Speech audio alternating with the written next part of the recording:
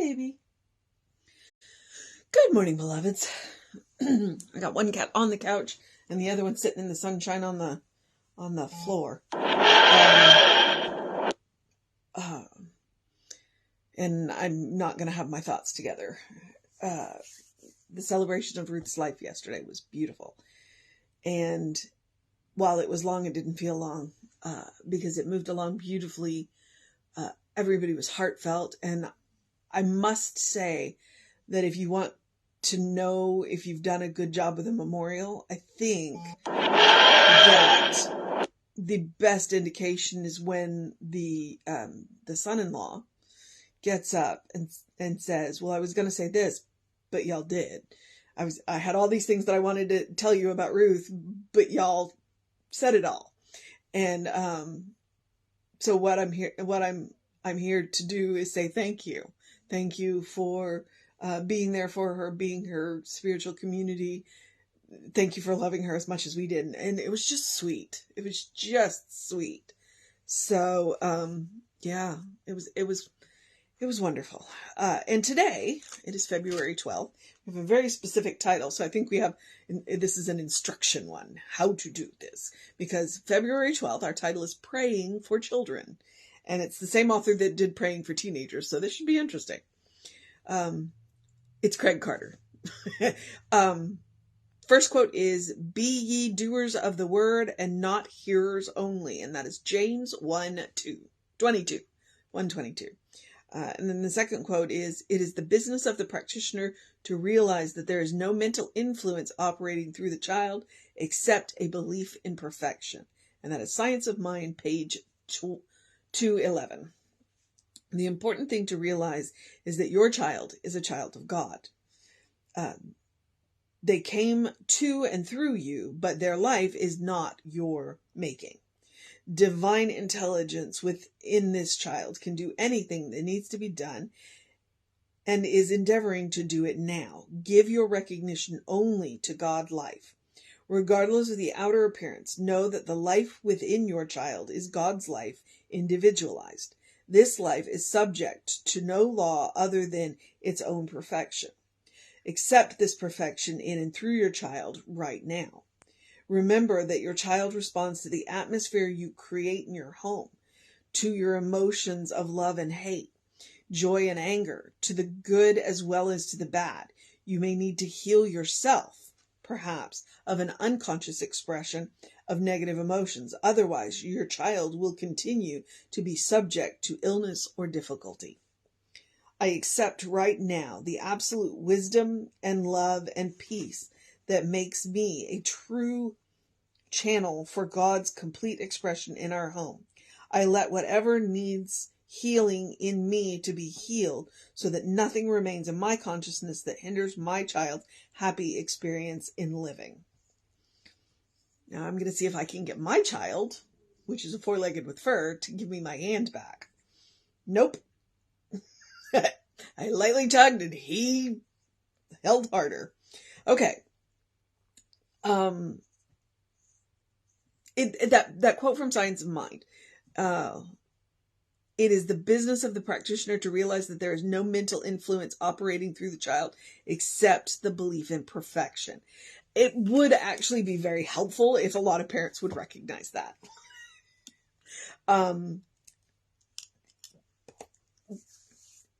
And one of the things that I love when we do christenings, and we call them other things too, and I just can't remember the term right now. Baptisms, christenings, whatever those words are, where we welcome a child into our center. And the child can range from baby to adult. Because I've seen them done fairly, baby babies, all the way up to a full grown adult man in his 60s who this is what he wanted to do. And we were like, come on.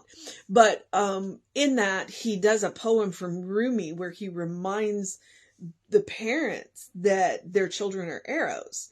And that, yes, their children, that they are the bow from which the arrow is shot. But that once the arrow has left the bow, we have no control as parents, of which I'm not one.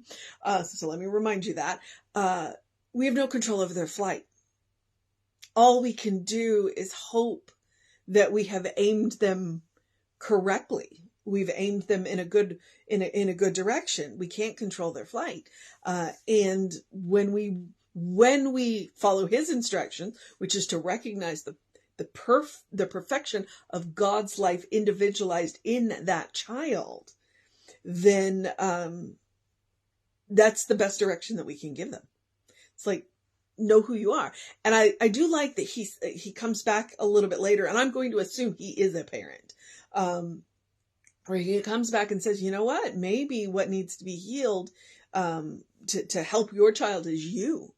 And that was one of the things that I think has been helpful for me as an adult, is as my parents healed their stuff, our relationship got better. When my parents stopped trying to live their life through me, our relationship got better. It was not ever going to be in the cards for me to have children for a variety of reasons. Some of them physical, some of them mental, some of them emotional, and some of them, just okay. And the pressure from my father to give him grandchildren was awful.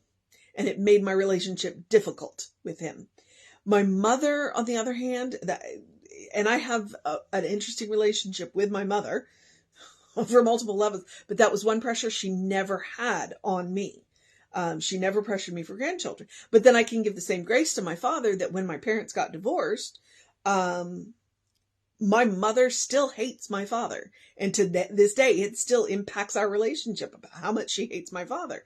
And yet my father never said a bad word about my mother, ever. And I know that their relationship was difficult because I was there for 22 years before they decided that they didn't. So to heal the relationship with me, those are gifts that they were each able to give me. My father never said anything negative about my mother, and my mother never pressured me for grandchildren. So sometimes the best thing that you can do for your child is to work on yourself, to recognize that you are an individualized God life living, and to recognize that perfect divine love can flow through you. It's the only thing that does. It's what we make of it. And so when we pray for children, absolutely, we want to pray for them to be healthy, whole, and complete, and to know who they are. But sometimes it might not be a bad idea for us to pray for ourselves, to know that about ourselves, so that we can have that healthy, whole, individualized God-like relationship with those children. And when I talk about subjects like this, I always make it clear, I am not a parent. I am not a mother. I did not have children. And the grace that gave me is when I have relationships with children, and I've had a lot of relationships with children over my life. I don't relate to them as a parent. I relate to them as a favorite aunt, and so they can have a more open relationship with me because I'm not trying to mold them in my own image. I see them for who they are. I celebrate them for who they are. And when parents can give that grace to their children, be they small children or adult children, it's never too late. It's one of the ways that you can go a long way in a relationship with a child, as to see them for who they are, beloved children of God. And that's why I like that Craig said that, pretty much first out. It's like, all right, the important thing to realize in your child, that your child is a child of God. They came to and through you, but their life is not your making. So the mission today, should we choose to accept it, I'm going to go back down to his, you may need to heal yourself, perhaps, of unconscious expression, because children are sponges. I know this because I've been around a lot of them. Children are sponges. They see what you do. They hear what you say, but what's more important to them is they see what you do, and they mimic you. So That's one of those things where check yourself. So the mission today, should we choose to accept it, is to accept right now the absolute wisdom and love and peace that makes us a true channel for God's complete expression in our home. All right? That's it. Let whatever needs healing in us be healed, so that nothing in our consciousness hinders our children's happy lives. Know who you are. That's the mission. It's always the mission. Know who you are. Accept who you are. Accept that you are that divine channel of love and peace. And then let your children have the grace to be the divine expressions that they are. And I'm not saying it's easy. I am not saying it's easy. I know it's not. I know it's not, because children are hot messes. But when we can give them the grace, and more importantly, when we can give ourselves the grace, it makes for a more peaceful home. So, all right. And I will say, to see your child as a beloved child of grace in the midst of a mess, it's a challenge. But you don't have to do it by yourself. We're here to support you. All right. So that's the mission today. All right. And then the follow-up is to do something loving for yourself, do something kind for yourself, do something compassionate for yourself. And honestly, Surprise! That can be one of the things that is straight up, when you are, especially when you're dealing with children, loving, kind, and compassionate. The more loving, kind, and compassionate you are with yourself, the more loving and kind and compassionate you can be with them. And that right there, that's behavior you want your children to model. Love, kindness, and compassion. The easiest one is to take a deep breath before you speak. Because sometimes the words that fly out of our mouth at a moment when we react, we can't take them back. And so the most loving, kind, and compassionate thing we can do for ourselves and for all of the people around us is to take that deep breath. It also looks like taking a nap. It looks like taking a walk. I will remind you, this is absolutely self-care. And when you are dealing with children, you must take care of yourself. This is where we go back to the what they say on airlines, to put your oxygen mask on before you help your child, because it will not help your child if you don't put your mask on first. If you succumb, put your mask on first. That's one of those things where when we look at what society and culture and gender and all of that tells women that they must sacrifice themselves for their children. No. You must take care of yourself first, and then you will take better care of your children. Absolutely self-care. Okay. It's also, love, kindness, and compassion is about making room for joy. No matter what is going on, make room for joy. All right. I remind you, your life is a special occasion. So when I say eat dessert first, I do mean it literally. Feel free to eat dessert first. Sometimes, especially when, like at the memorial service, yes, there was wonderful food. I went and had a cupcake first, and then I ate real food. Okay? Eat dessert first. But it means don't save the good stuff. Wear the nice clothes. Use the good china. Eat the good food. Make room for joy. All right? You're a beloved child of God. You deserve your own love. You deserve your own kindness. You deserve your own compassion. Absolutely. Absolutely. So please take care of yourself. Please love yourself first. Love yourself always. Okay. When you do this spiritual practice, you are connecting to, he said in there, you are a divine channel. You are a divine channel for God's love, peace.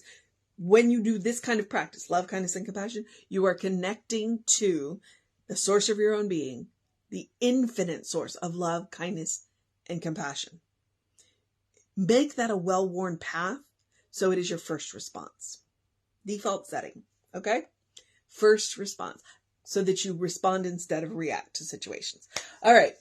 I need to eat something. So I'm going to move this along. Here's where I'm going to remind you to do something to engage your mind and your body, whatever that looks like today. I actually made it all the way through the workout he had written today. Yay.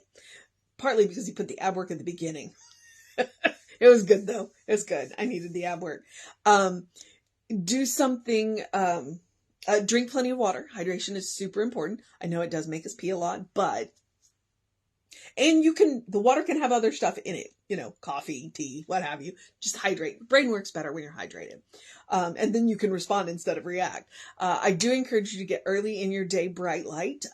Today is the day that we get up at 6 o'clock in the morning. So I actually saw the sunrise and it was fantastic and beautiful and the clouds were wonderful. The sunrise just absolutely painted those clouds all kinds of interesting colors.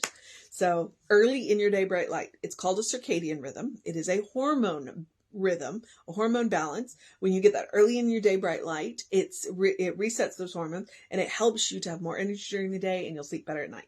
Okay. It's science. You can look it up. And then in the words of Ernest Holmes, open the windows of your soul. Allow the breath of heaven to remind you you do live in heaven right here, right now. It's all around us all the time. Because it's a state of mind. It is a state of consciousness. And what greater gift can you give your child than for that child to see you have that heavenly state of mind, have that heavenly state of consciousness. And when your child sees that, the child goes, all right, looks like something I can do. If they're going to mimic you, why not have them mimic that? The state of mind that is heaven. And then your home can become heaven. I know it's a superpower. It absolutely is a superpower, but the good news is it's a superpower that each and every one of us come pre-installed with. In the Western Hemisphere, we call it the Christ consciousness. Other places have other names for it, but we come pre-installed. Because we come as divine channels, all right? And the password to access this is love. No bones about it. And you can always take Emma Curtis Hopkins' advice. Look for the good and praise it. Gratitude will get you everywhere. It will get you anywhere and everywhere. Okay, so here's the social media part where I remind you that we are Creative Life Spiritual Center, Creative Life Spark. I'm the running Rev Ryan on the social medias that I am on. We do try and keep them updated. There's been a lot going on lately, so keep looking here as we move through this and watch for all that stuff. We try and curate great content for you, positive, uplifting, and supportive. So, and if you want to know what's going on with the center, please email info@creativelife.org. We did record Ruth's service.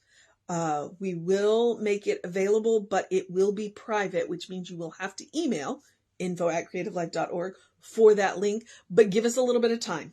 Okay. Cause it's in the cloud right now. So I got to get it out of the cloud and up. So, and I'm not editing it at all.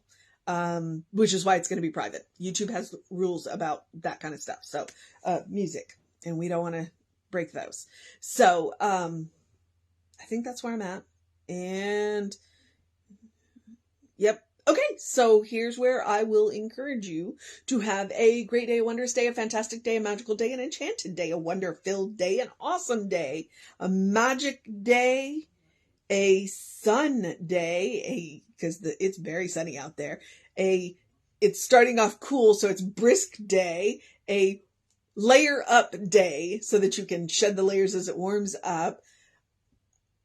A good day, and if that is too much pressure, simply have a day, because you are enough, just as you are. You're a beloved child of God, in whom God is well pleased and well represented.